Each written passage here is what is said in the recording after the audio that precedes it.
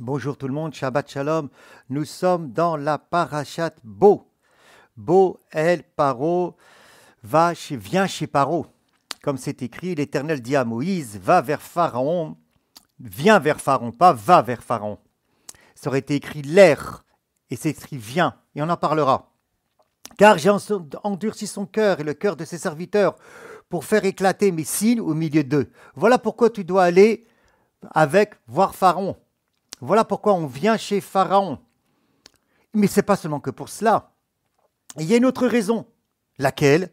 Verset 2. C'est aussi pour que tu racontes à ton fils et au fils de ton fils comment j'ai traité les Égyptiens et quels signes j'ai fait éclater au milieu d'eux, et vous saurez que je suis l'Éternel. Voilà pourquoi aussi je te demande, il s'est écrit, viens chez Pharaon. Donc vous voyez, il y a plusieurs choses dans ces deux versets extraordinaires, très profonds. On n'aura pas le temps de tout parler, comme d'habitude. Première question qu'on peut se poser, je ne veux pas traiter, mais que vous pouvez méditer. S'il a endurci le cœur de Pharaon, où se trouve le libre arbitre de Pharaon? Et s'il a endurci le cœur de ses serviteurs, pourquoi avoir endurci le cœur de ses serviteurs? Ce n'est pas les serviteurs qui décident, c'est Pharaon qui décidait. Donc pourquoi avoir endurci le cœur des serviteurs? Mais ça à réfléchir à la table de Shabbat, en posant des questions, en vous-même, avec les enfants. Pourquoi? Parce que dans le verset 2, c'est écrit, tu dois relater ça aussi aux enfants, aux fils de tes fils. L'éducation ne peut pas être mise totalement au rabbin. L'éducation de l'intelligence, le dialogue en famille, l'étude en famille, les enseignements en famille ne peuvent pas être mis uniquement dans une école juive. Les parents ne peuvent pas se détacher de leur rôle d'éducation. C'est extrêmement important, d'éducation spirituelle de la Torah à leurs propres enfants. Ça, c'est très important. On ne peut pas déléguer tout au rabbin. On ne peut pas déléguer tout à l'école et se décharger. Ce n'est pas possible. Il y a une obligation de dialoguer, d'apprendre à dialoguer avec ses propres enfants à partir des sujets de la Torah, à partir des versets de la Torah. Et qu'est-ce que c'est écrit? Il y a marqué les ma'an, shte ototai et les bekirbo. Donc je vais faire éclater mes cils au milieu d'eux. Et dans le verset 2, on nous dit vayadatem ki ani avaye, car vous saurez que je suis l'Éternel. Donc yadatem, c'est da'at. Da'at et la shon et kashrut. Le da'at, ça vient de se relier, de s'attacher véritablement, de ressentir au maximum de possibilités le divin. Et c'est pour ça, je le répète encore une fois, le cours de Torah ne suffit pas. Le cours de Torah est important, oui. Mais c'est comme si tu mets la clé dans un moteur. Maintenant, c'est à toi de conduire ta voiture. Le cours de Torah va te donner des informations, oui. Et tu peux avoir une accumulation d'informations, très bien. Ou tout d'un coup, tu as une prise de conscience de quelque chose, très bien. Mais ça ne suffit pas. Le cours de Torah correspond au cerveau gauche. On n'est pas fait que du cerveau gauche. Ça ne suffit pas de raisonner sur un verset de la Torah. Ça ne suffit pas d'interpréter sur un verset de la Torah. Ça ne suffit pas d'écouter un rabbin qui va expliquer c'est quoi la Torah. Ça ne suffit pas d'inviter des rabbins qui vont faire des conférences sur la Torah. Et je ne dis pas que ce n'est pas important. Mais ça ne suffit pas pour être en relation avec Akadosh Baruch Hu. Il faut le da'at. Vayadatem. Et vous allez savoir, connaître.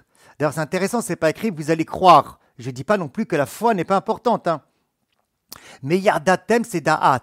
Da'at, encore une fois, la shon et kashrut, de s'attacher. De m'attacher véritablement à cette lumière divine qu'il y a dans la Torah. De m'attacher véritablement au Créateur. Et encore une fois, je le répète, ce n'est pas le cours de Torah uniquement, qui est certes important. Alors c'est quoi? Eh bien, je vais le redire. Nous devons prendre un temps d'étudier la lumière divine qui se trouve à l'intérieur de la Torah. Le Zohar, la Chassidoute, la Kabbalah, à notre mesure, avec un professeur, avec un maître, à notre niveau. Mais ça ne suffira pas non plus, parce que ça peut rester simplement comme forme de cours. Mais déjà, on pénétrera dans des niveaux différents qui sont extrêmement importants pour notre intelligence aujourd'hui, avec ce que nous vivons, qui est extrêmement important pour notre perception d'aujourd'hui, avec ce que nous vivons, avec l'obscurité ambiante dans notre société, en parlant uniquement que pour la France, mais ce n'est pas que pour la France, et à tous les niveaux. Mais après, nous devons prendre un temps de méditer, de méditer, véritablement de contempler et de m'attacher à ce que j'aime, de tomber amoureux de cette lumière divine qu'il y a dans la Torah.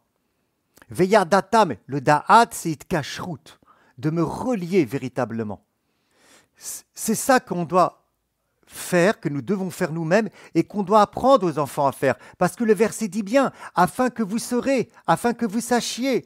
Veyadatam, c'est-à-dire que même la transmission aux enfants ne doit pas se faire simplement une discussion à la maison à table, qui est certes très important, mais on doit éduquer l'enfant à méditer, à contempler, à aimer, à être mitkacher, à s'attacher avec le divin qu'il y a dans la Torah.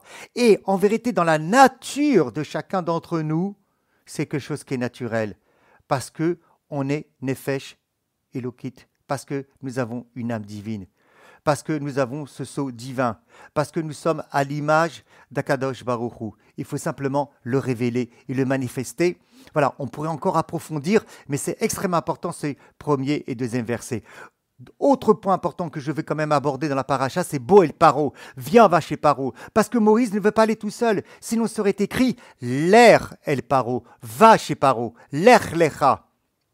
Va. Il lui dit pas va. C'est mauvaise traduction en français. C'est viens, on va aller ensemble chez Pharaon.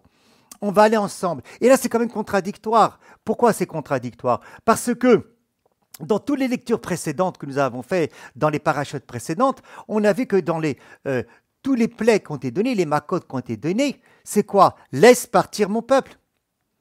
Lorsqu'on arrive à la parachute Bo, il reste que quoi? Que trois makot, d'accord? Les autres ont été donnés. Et à chaque fois, qu'est-ce qu'on disait? Laisse partir mon peuple. Laisse partir mon peuple. Et Pharaon refusait. Et là, tout d'un coup, qu'est-ce qu'on dit? Viens, on va y aller. Viens, on va y aller. Alors avant, c'était laisse partir mon peuple. Et là, tout d'un coup, viens, on y va. C'est-à-dire que d'abord, Moïse, il n'y va pas seul. Parce que Moïse, il savait, il ressentait la source de la personne d'où venaient les forces, les énergies puissantes de Pharaon qui viennent d'une source extrêmement élevée. Il ne voulait pas aller seul. Il a dit, il n'y a pas de problème, et j'y vais pas seul. Et donc, Dieu lui a dit, très bien, je vais avec toi. Il n'y a pas de problème. Et c'est pour ça que, d'ailleurs le Zohar le dira, que cette injonction divine vient chez Paro, c'est une invitation à pénétrer véritablement la source d'où émanaient les forces de Pharaon. Quel enseignement pour nous? Vous voyez, même chose, quel enseignement pour nous? Nous avons des forces puissantes à l'intérieur de nous, des forces pharaoniques. Nous les avons vues avec les méchants de ce monde, un peu partout. Que ce soit Éclair, que ce soit n'importe d'autres personnes. On a l'être humain des forces puissantes incroyables que Dieu a mis à la disposition de l'être humain, mais pour le bien commun, pour être ordonné au Créateur, à Akadosh Baruch Hu. Mais des fois, on a un mal à l'intérieur de nous aussi. Et ça ne suffit pas des fois quand il reçoit certaines macotes ou qu'on transforme certaines choses. Et donc, il fallait au plus profond de nous-mêmes. Au plus profond de nous-mêmes. Tant qu'on va percevoir simplement les problèmes que nous avons à l'extérieur, ça ne suffit pas. Nous devons aller, et on n'y va pas seul. Akadosh Baruch Hu vient avec nous et nous dit « Bo el Paro, va chez ton pharaon intérieur ». Vous voyez, généralement, on attend, et je ne critique pas, attention, j'essaie d'analyser. Généralement, on va avoir une psychologue quand ça va pas mal. Pardon, quand ça va mal. On va avoir quelqu'un quand ça va mal. D'accord? Donc on est sur la défensive, et c'est déjà bien.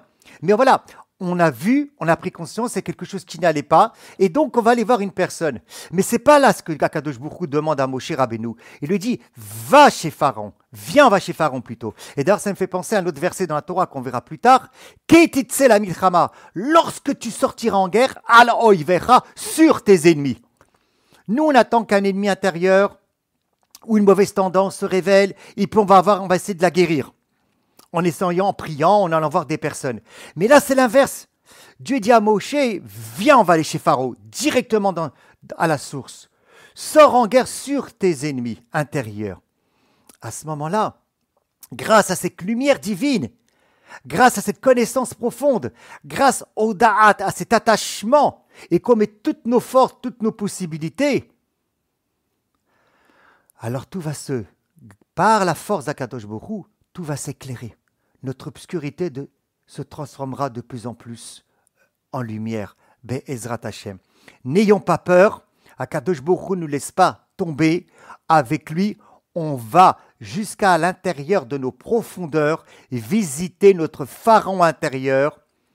Visiter notre pharaon intérieur pour lui faire connaître et accepter et l'éduquer qu'il existe Akadosh Baruch Hu, qu'on doit se soumettre uniquement à Akadosh Baruch Hu, afin que toute ma réalité humaine, au maximum de nos possibilités, et toujours avec la grâce et la miséricorde d'Akadosh Baruch Hu, nous pouvons sortir d'Égypte intérieurement. Shabbat Shalom.